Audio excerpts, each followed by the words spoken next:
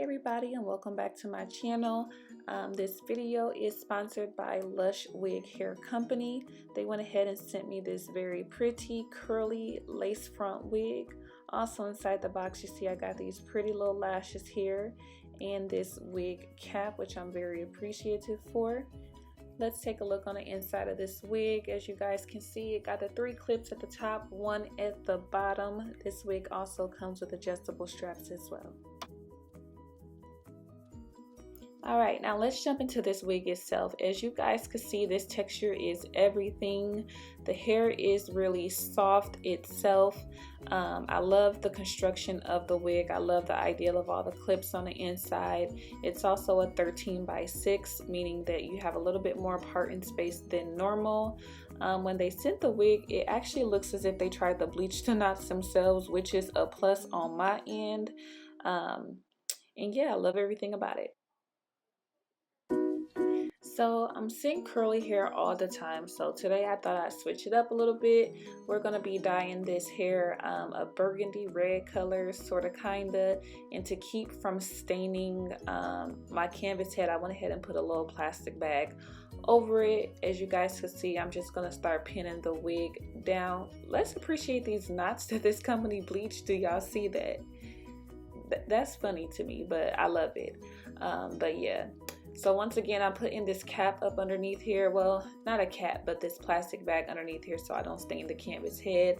I'm also parting out and sectioning off the top of the wig because I actually don't want to get no red dye on the actual lace itself. As you guys can see right now, I'm using High Color Highlights by L'Oreal. I'm using 2 magentas and 1 red.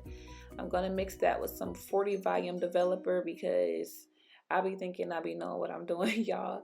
If you're a beginner, I do suggest that you start with at least a 20 or 30 volume, only because 40 volume developer, it does process very, very, very quick.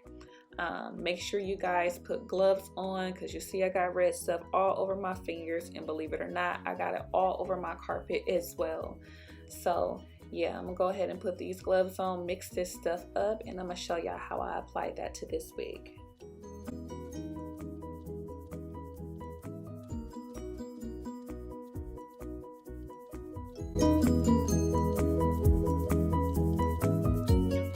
Alright, so right now I'm using a little wig brush to go ahead and distribute that evenly all throughout the hair.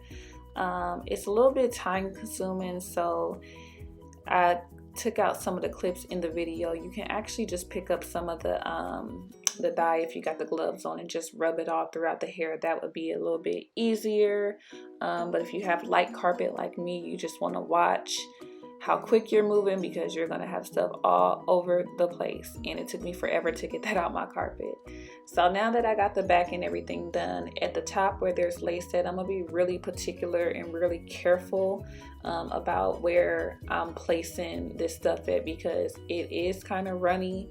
And at the end, you guys will see that I did actually stain my lace a little bit. But then again, I'm going to also show you guys how I easily fix that.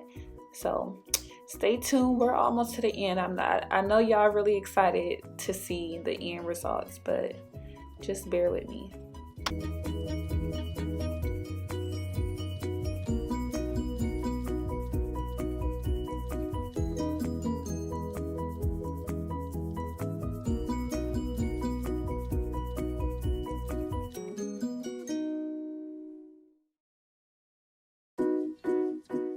And right now I'm just rubbing it all throughout the ends to ensure that everything is smothered and covered. Okay, now downstairs I'm going to be using my silicone mix shampoo and my silicone mix conditioner to go ahead and rinse all of this dye out of this hair. I picked up the conditioner and the shampoo actually from Walmart. They were both no more than about, I don't believe they were about $5 each.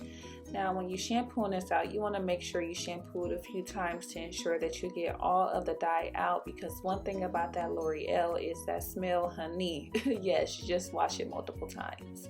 I also submerged it in some hot water with a little bit more conditioner and let that set for a good 15 minutes.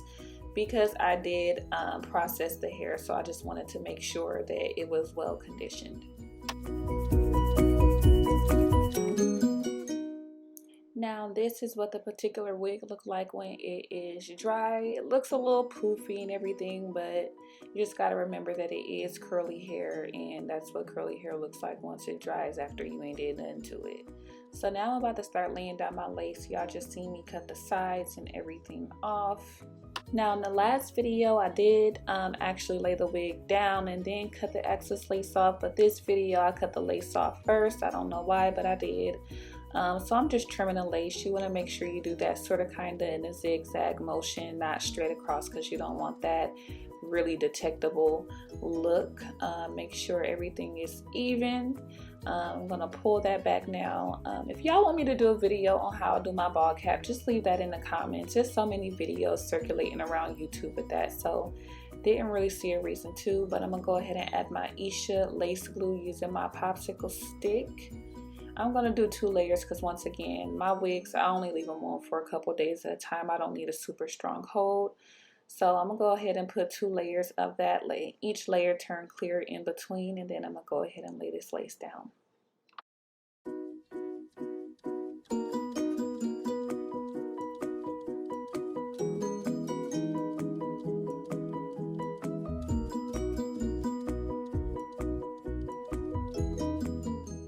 Alright, so I'm gonna actually pull the lace forward. When you guys doing this, if you do it this way, you want to make sure you're not making no crazy facial expressions, because honey, when you go to relax your face, okay, let's just know it's gonna hurt. It's gonna be very uncomfortable.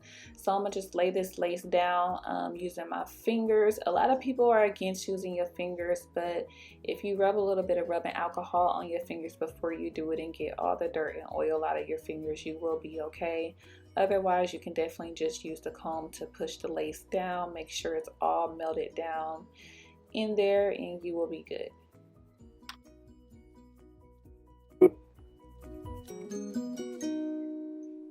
And right now I'm just cutting off the little excess lace that's sticking up a little bit.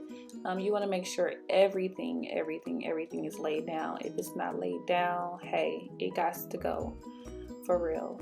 So yeah, just make sure if you want to have a clean, sleek frontal install, to make sure everything is laid down at the front.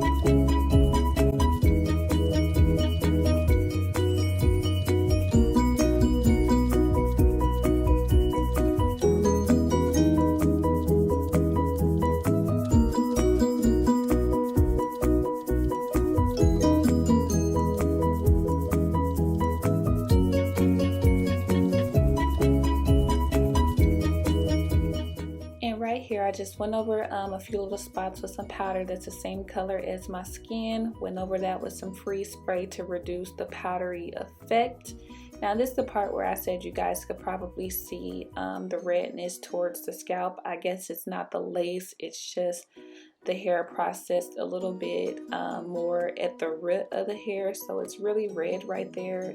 I don't like that look, so what I'm gonna do is I'm gonna actually take some makeup, if you guys have a makeup palette with the color of your hair, which I did for whatever reason, but I'm gonna just take that and I'm gonna rub it over those spots. You can also mix black and bright red if you don't have that particular color, whatever color you're trying to get. So watch how I work this magic. Y'all see that? Okay, here we go. I'll be back. I will be back. There we go. Y'all see that? Boom. Period. But all right, now I'm just tweezing out my part a little bit. I'm gonna define that part with my tweezers.